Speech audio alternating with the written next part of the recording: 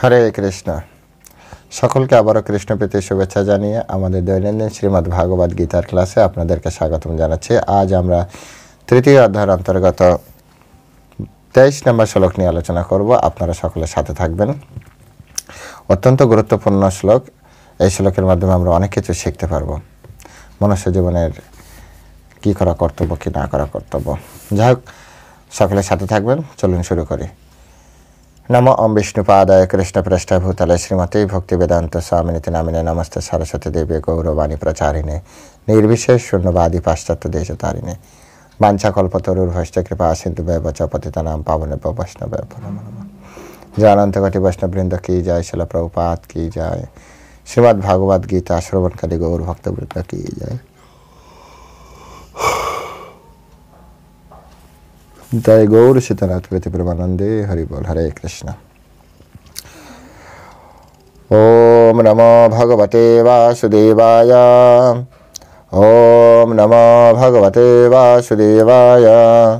ओम नमो भगवते वासुदेवाय। श्रीमद् भागवत गीता तृतीय अध्याय कर्मयोग श्लोक नंबर 23। यदि हि अहम न वर्तेयम् या तो कर्माणि अतन्द्रिता मम वर्तानुवर्तन्ते मनुष्य पार्थ सर्वशाम्। यदि अहं न वर्तेयम् या तो कर्माणि अतन्द्रिता मम वर्तानुवर्तन्ते मनुष्य पार्थ सर्वशाम्। অনুবাদ। হে পার্থ, আমি যদি অনলস হয়ে কর্তব্য কর্মে প্রবৃত্ত না হই, তবে আমার অনুবর্তী হয়ে সমস্ত মানুষই কর্মত্যাগ করবে। আবার পড়ছি। হে পার্থ, আমি যদি অনলস হয়ে কর্তব্য কর্মে প্রবৃত্ত না হই, তবে আমার অনুবর্তী হয়ে সমস্ত মানুষই কর্মত্যাগ করবে। হরে কৃষ্ণ। জয় শ্রীল প্রভুপাদ কি জয়। তো আমরা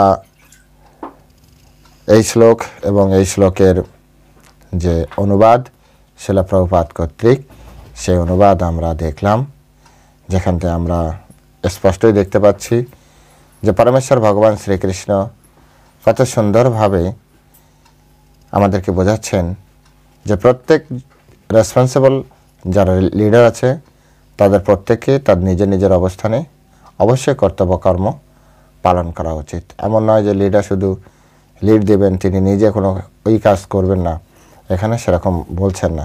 এর আগে কৃষ্ণের আগের শ্লোকে বলছে যে এই ত্রিজগতে আমার কিছুই কর্তব্য নেই, পরমেশ্বর ভগবানের কিছু কর্তব্য নেই কিন্তু, এবং আমার প্রাপ্তব্য, অপ্রাপ্ত এবং প্রাপ্তব্য কিছু নেই।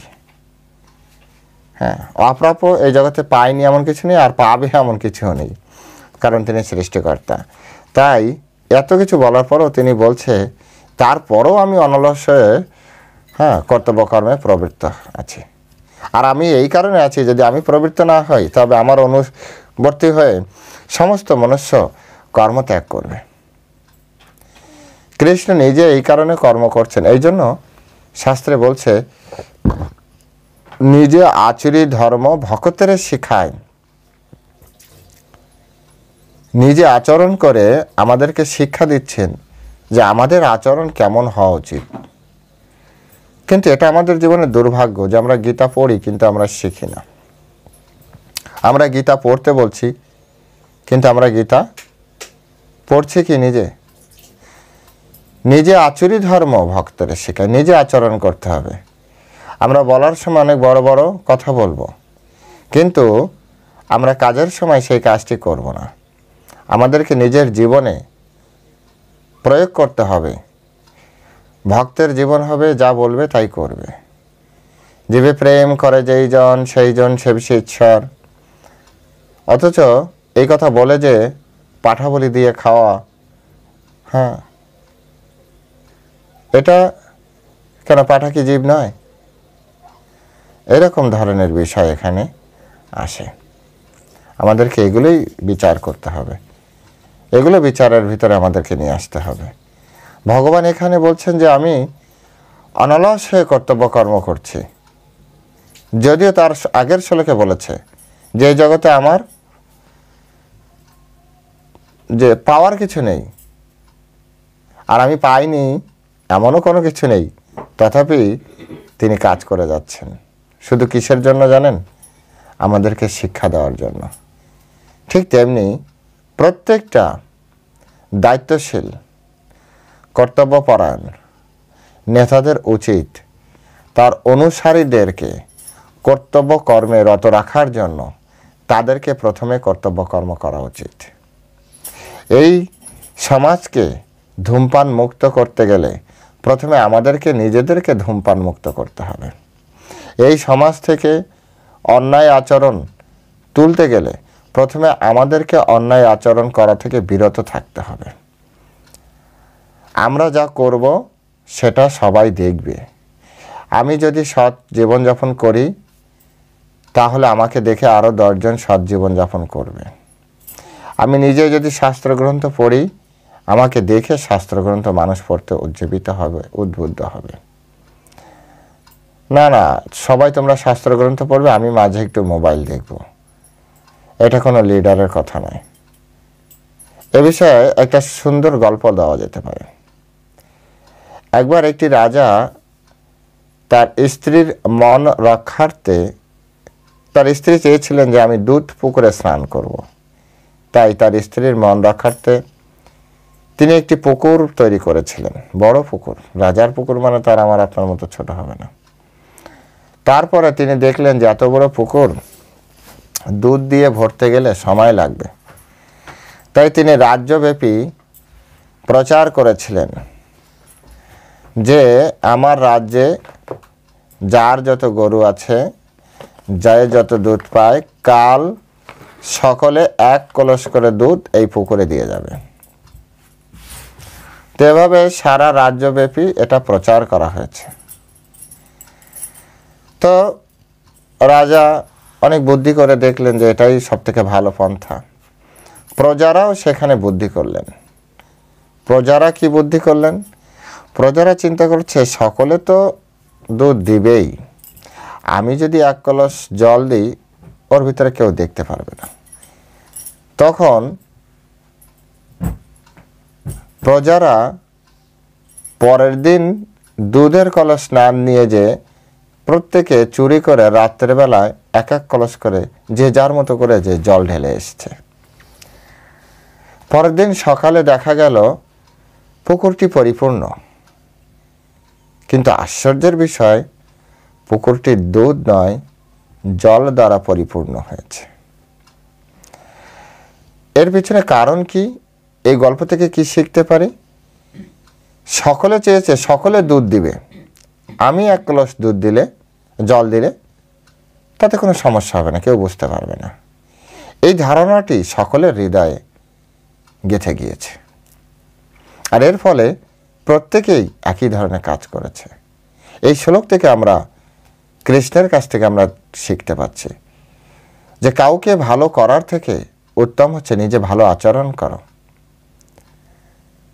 এই জগতে সবাই আমার আপনার কথা শুনবে এমন নয়, উত্তম হচ্ছে আমি ভালো আচরণ করি, আমার জীবনটাকে আমি আরও বেশি সুন্দর করে তোলার চেষ্টা করি, অপরের ক্ষতি না করি। তাহলে দেখবেন আমার আপনাকে দেখে আরেকজন ব্যক্তি সেও তার জীবনকে ভালো করবে, সৎ জীবনযাপন করবে, ধর্মের আলোকে জীবনযাপন করবে, আর তখন আমাদের জীবন অনেক সুন্দর হবে।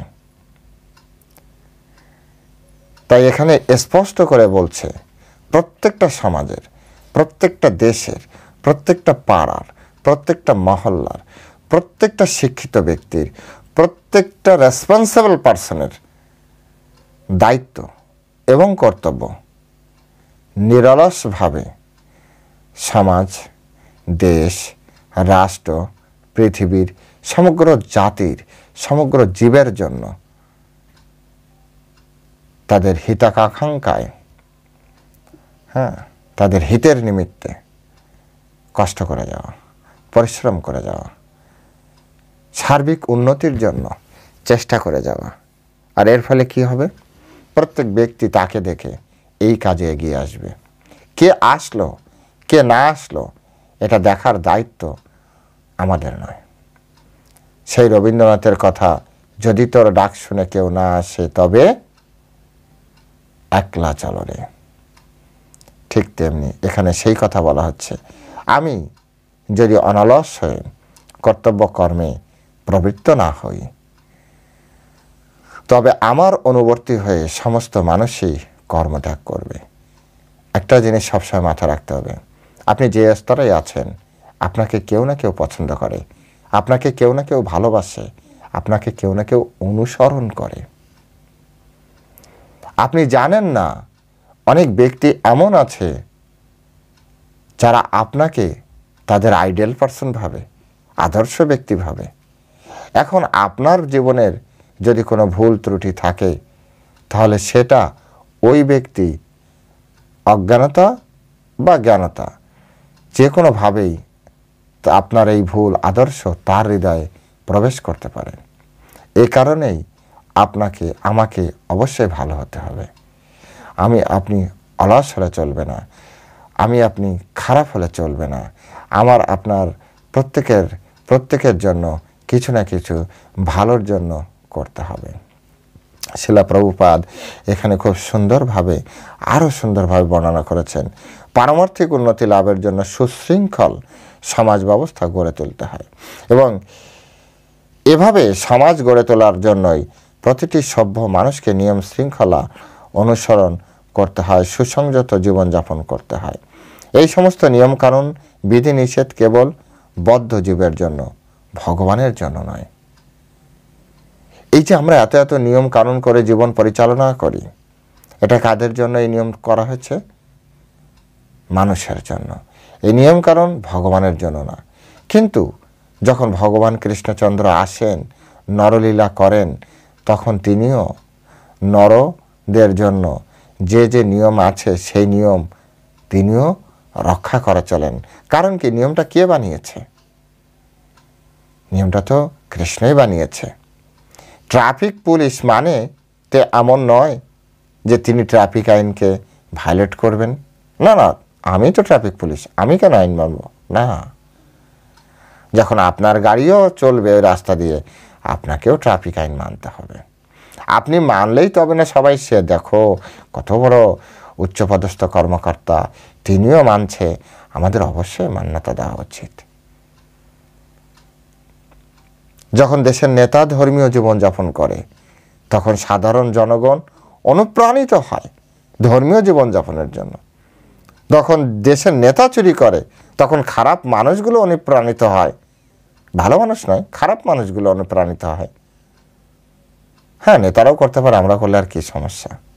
অনুপ্রাণিত হয়, কেউ না কেউ আপনাকে ফলো করছে, কেউ না কেউ আপনাকে লক্ষ্য করছে। সবাইকে, এই যেমন আমি কথা বলছি, সবাইকে আমাকে ভালো বলবে না, সবাইকে আমার কথা শুনবে না, সবাইকে আমার কথা মতো জীবনযাপন করবে না। কেউ কি আমার কথা শুনবে না? সেটাও না, কেউ না কেউ শুনবে, কেউ না কেউ আমার কথা শুনে তার জীবনকে পরিবর্তন করবে, কেউ না কেউ গীতার কথা শুনে তার জীবনকে ধর্মের পথে নিয়ে আসবে। এখন কথা হচ্ছে যে যার মনোবৃত্তি অনুযায়ী পছন্দ করে নেবে। কিন্তু ভগবদ গীতায় বলা হচ্ছে যে আমাদের উচিত, প্রত্যেকের উচিত, বিশেষ করে যারা লিডার পর্যায়ে থাকবে, সমাজকে শেখানোর জন্য যাদের জীবন উৎসর্গকৃত, সমাজের জন্য, পরিবারের জন্য নয়, পরিবারের জন্য জীবন তো উৎসর্গ কেউ করে না, সমাজের জন্য। যিনি তার সমাজের জন্য উৎসর্গ করেছেন বুঝবেন কি করে? যার পরিবার এখন নেই, সে পরিবারের ভালো মন্দ দেখে না, সে সমাজের মানুষের জীবের কথা চিন্তা করে। উৎসর্গকৃত আত্মা এটি, উৎসর্গ করা হয়েছে সমাজের জন্য, দেশের জন্য, মানুষের জন্য, ধর্মের জন্য। সেই সমাজের জন্য যারা নিজেদের জীবনকে উৎসর্গ করেছেন তাদের দায়িত্ব এবং কর্তব্য শুধু অর্ডার না দিয়ে নিজেও কাজ করা। আমরা তো দেখেছি সেবা করার নিমিত্তে একবার ইনচার্জ হয়ে গেলে, একবার ম্যানেজার হয়ে গেলেন, নিজে কোনো কাজই করতে চান না, শুধু অর্ডার করা, এই তুমি এটা করো, এই তুমি এটা করো, এই তুমি এটা করো, এই তোমার দ্বারা এটা হলো না, তোমার দ্বারা। একবার ভাবো তুমি কি এটা পারবে? করে দেখো। এটা কেন পরিষ্কার না? তুমি 2 দিন পরিষ্কার করে দেখো। তুমি তো আমার থেকে আরো বড় সেবক। সেবার দায়িত্ব তো তোমার, থোড়ি না আমার সেবার দায়িত্ব। তুমি ভগবানের বড় সেবক, আমি তো সেবক মানি না।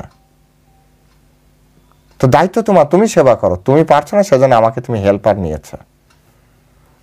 এই যে মনোবৃত্তি, এই মনোবৃত্তি যদি লিডারদের ভিতরে আসে, হ্যাঁ আসলে আমি তো বড় সেবক, সেবা তো আমারই করা উচিত, কিন্তু আমি একা পারছি না, তাই আমি একজন সহযোগী নিয়েছি, আমার একজন অধস্থ নিয়েছি, আমার আন্ডারে একজনকে নিয়েছি, তাই আগে আমাকে এই কাজটি করতে হবে। আমি পারছি কিনা আগে দেখি। না আমি চেয়ারে বসে থাকলাম, আপনি ওখানে যান, আপনি ওখানে যান, আপনি এটা করেন, আপনি ওটা করেন। ভাই তোমার সেবাটা কোথায়? ভগবদ গীতায় কোথাও ভগবান বলেনি যে লিডাররা লিডারশিপের জন্য উপরে যাবে। এই জগতে লিডারশিপের কারণে রাজা হওয়া যায়, কিন্তু ওই জগতে লিডারশিপ কাজ করবে না। শিলা প্রভুপাদ তিনি আমেরিকায় গেলেন, আমেরিকাবাসীদেরকে শুধু লিড দিতে যাননি, তিনি নিজে আচরণ করেছেন, তিনি নিজে রান্না করেছেন, নিজে ছেলে মেয়েদেরকে শিখিয়েছেন, নিজে ঘর ক্লিনিং করেছে। প্রতিদিন সানডেতে সেসব কথা যখন পড়বেন, আপনারা পড়বেন, যখন সানডেতে তার প্রথম মন্দির ম্যাচলেস গিফট শপের ওখানে যেটা হলো, সেই ছোট মন্দিরে প্রতি সানডে ফিস্টে সবাই আসতো। 70 বছর বয়স্ক ভক্ত সন্ন্যাসী তাদের জন্য রান্না করতেন,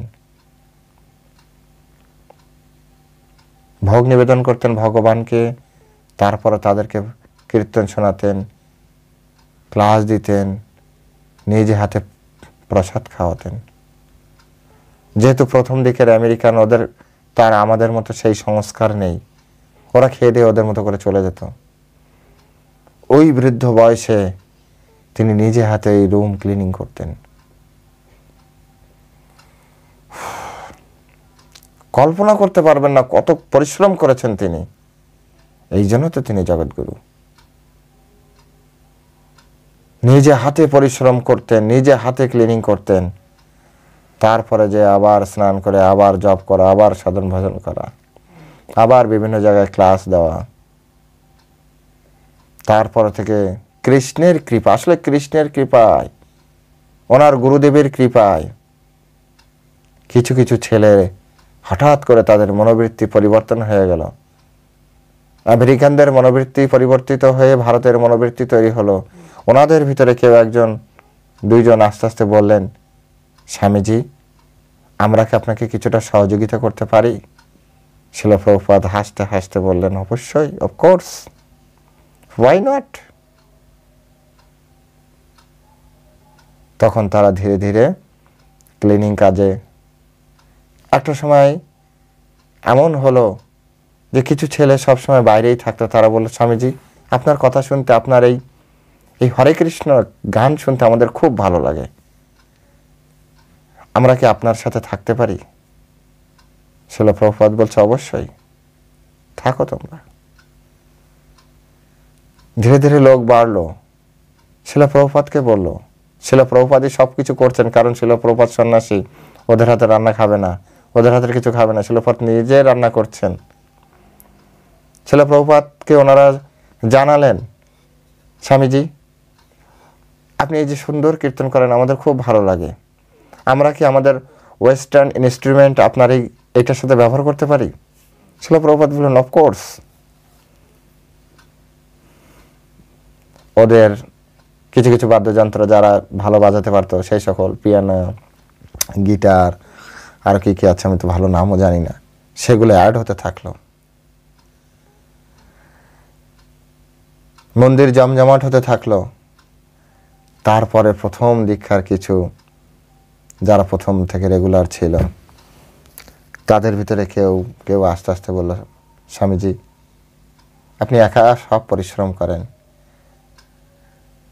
আপনার ক্লাস শুনে আমাদের জীবন পরিবর্তন করার আমরা ইচ্ছা পোষণ করছি, আপনি কি আমাদেরকে দীক্ষা দিয়ে আপনার শিষ্য তৈরি করবেন? তখন তাদের এত বড় বড় দাড়ি, এত বড় বড় চুল। শিলা প্রভুপাদ বলছে, হ্যাঁ তোমরা যদি চাও আমি করতে পারি। তোমাদের এই করতে হবে, তখন এই 4টা নিয়ম, প্রসাদভোজী হওয়া। তারা আস্তে আস্তে মেনে নিলেন। ধীরে ধীরে তাদেরকে মন্দিরের ভিতরে রান্নাঘর তাদের শেভ করানো হলো, শিখা রাখা হলো, ভারতীয় ড্রেস পরানো, ধুতি পরানো শেখানো হলো। শিলা প্রভুপাদ বলেন, তুমি যাও ধুতি পরে এসো, ভারতে চলে যাও, ধুতি পরা শিখে এসো।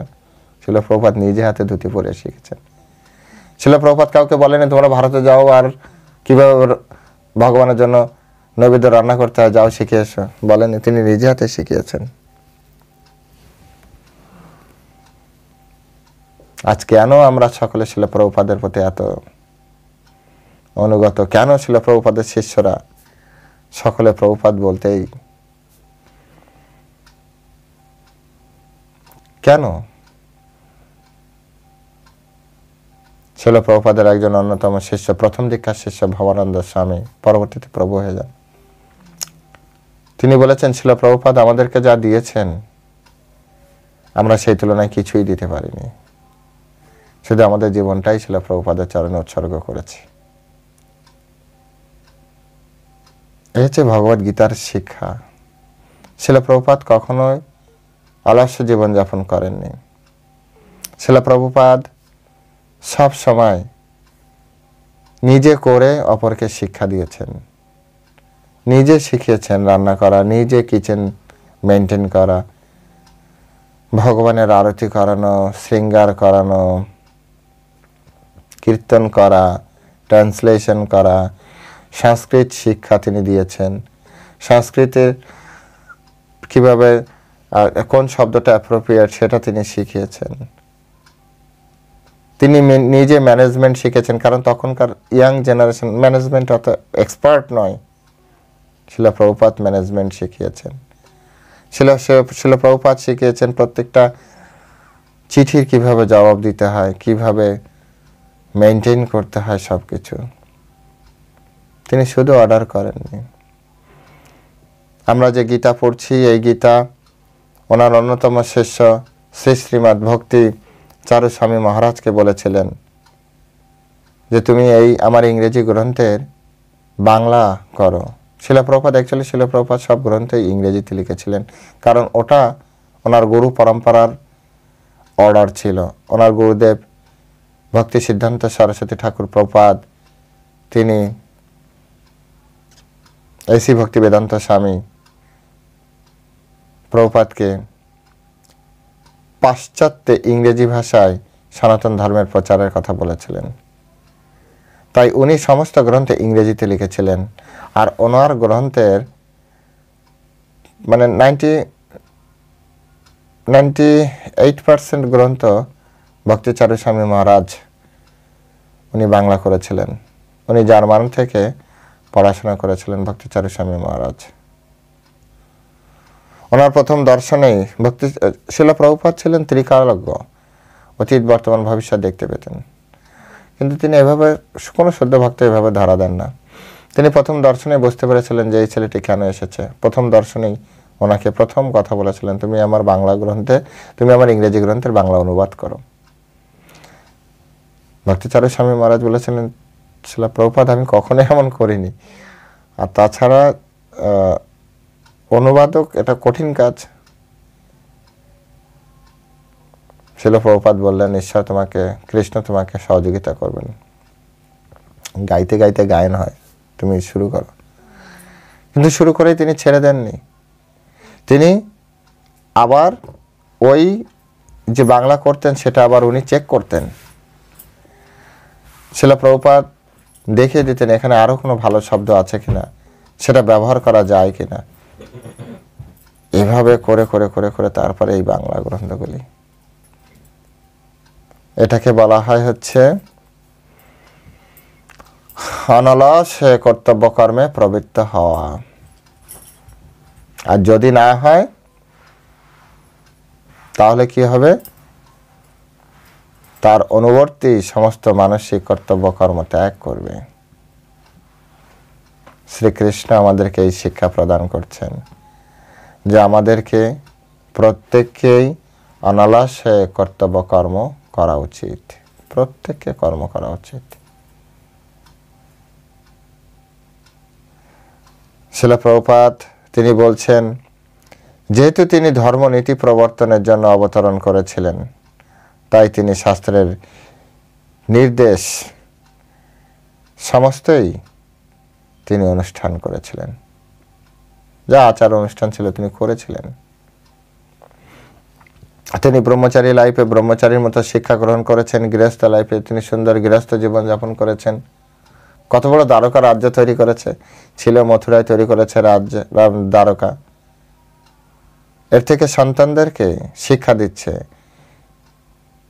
যে তোমাকেও এরকম বড় কিছু করতে হবে, তোমার পিতা যা রেখে গেছে তার থেকে অধিক তোমাকে করতে হবে। কিন্তু এর মানে এই নয় যে তুমি ধর্ম ত্যাগ করবে, এর মানে এই নয় যে তুমি তোমার কর্তব্য কর্ম ত্যাগ করবে। অনেকে জীবনে দৌড়াতে যে জীবনে বড় হতে যে পিতামাতাকে বৃদ্ধাশ্রমে দিয়ে দিচ্ছে, এটা কোনো শিক্ষা নয়। সকলকে সাথে নিয়ে তারপরে বড় কিছু করতে হবে।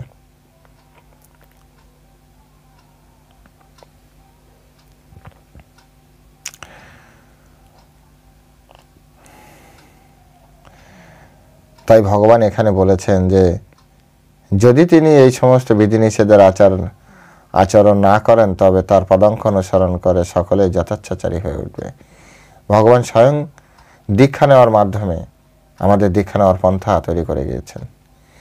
স্বয়ং শাস্ত্রে গুরুকুলে যেয়ে পড়াশোনা করার মাধ্যমে আমাদের স্কুল কলেজে যাওয়ার নির্দেশ দিয়ে গিয়েছেন। আমরা সবাই ভগবানকে লক্ষ্য করি, ভগবানকেই আমাদের জীবনের একমাত্র আদর্শ হিসেবে চিন্তা করি। তাহলে ভগবান যদি সবকিছু সঠিকভাবে না করেন, তাহলে আমরা শিখবো কোথা থেকে?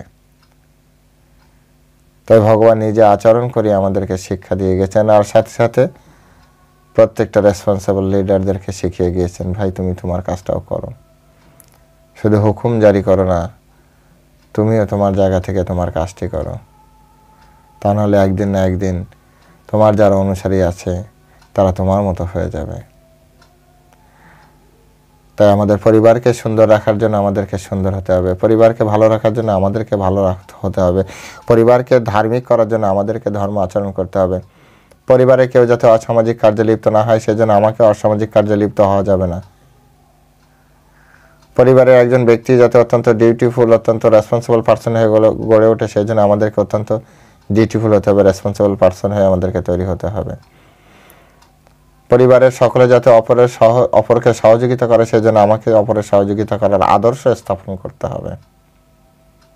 কত বড় মহান শিক্ষা! তাই গীতা থেকে আমরা সত্যি অনেক কিছু শিখতে পারি, যা আমাদের দৈনন্দিন জীবনে প্রত্যেকের জীবনে কাজে লাগবে। আজকে আপনি আপনার প্রতিবেশীর সাথে যেমন আচরণ করবেন, প্রতিবেশী আপনাকে সেই ধরনের আচরণে ফিরিয়ে দেবে। আপনি যদি প্রতিবেশীর প্রতি দায়িত্ব পালন করেন, প্রতিবেশী একদিন আপনার বিপদের দায়িত্ব নিয়ে গ্রহণ আপনার সমস্ত কাজ করে দেবে, আপনার পাশে এসে দাঁড়াবে। তখন তারা অলস হবে না, যদি আজ আপনি অলসতা দেখিয়ে ঘরে শুয়ে না থাকেন। সেদিন তারা ভাবে এই ব্যক্তি সেই ব্যক্তি, যে ব্যক্তি আমার বিপদে এসেছিল, তাই তার বিপদে আমাকে যেতে। আপনি তো আদর্শ স্থাপন করেছেন। বুঝতে পেরেছেন যে এখানে কত বড় শিক্ষা রয়েছে। আপনি এক কথা যদি বলি যে আপনি অপরের কাছ থেকে কেমন আচরণ আশা করেন, আপনি সেই ধরনের আচরণ আজ থেকে শুরু করে দিন। আবার বলি, আজকের এই শ্লোকের এই ব্যাখ্যার এক কথায় যদি অ্যান্সার, এক কথায় যদি বলে, এক কথায় প্রকাশ আসে না, এক কথায় প্রকাশ। আপনি অপরের কাছ থেকে কেমন আচরণ আশা করেন, আজ থেকে আপনি সেই আচরণ অপরের সাথে করতে শুরু করে দিন। যেমন আচরণ আপনি অপরের সাথে করবেন, আপনি লিখে রাখুন, আপনি তেমন আচরণ ভবিষ্যতে অপরের কাছ থেকে পাবেন। যদি বিশ্বাস না হয়, কোনো পাহাড়ের কাছে যে আপনি আই লাভ ইউ বলে দেখেন, পাহাড় থেকে প্রতিধ্বনি আসবে আই লাভ ইউ। আপনি পাহাড়ের দিকে জোরে বলুন, পাহাড়কে বলুন আই হেট ইউ, পাহাড় থেকে একটা প্রতিধ্বনি আসবে আই হেট ইউ। তাই আপনি কি আচরণ করবেন, এর থেকে বড় কথা হচ্ছে আপনি কেমন আচরণ আশা করেন। আপনি অপরের কাছ থেকে কেমন আচরণ আশা করেন।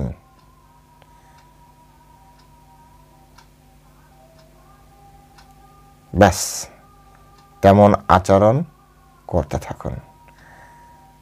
হরে কৃষ্ণ। জয় শিলা প্রভুপাদ কি জয়।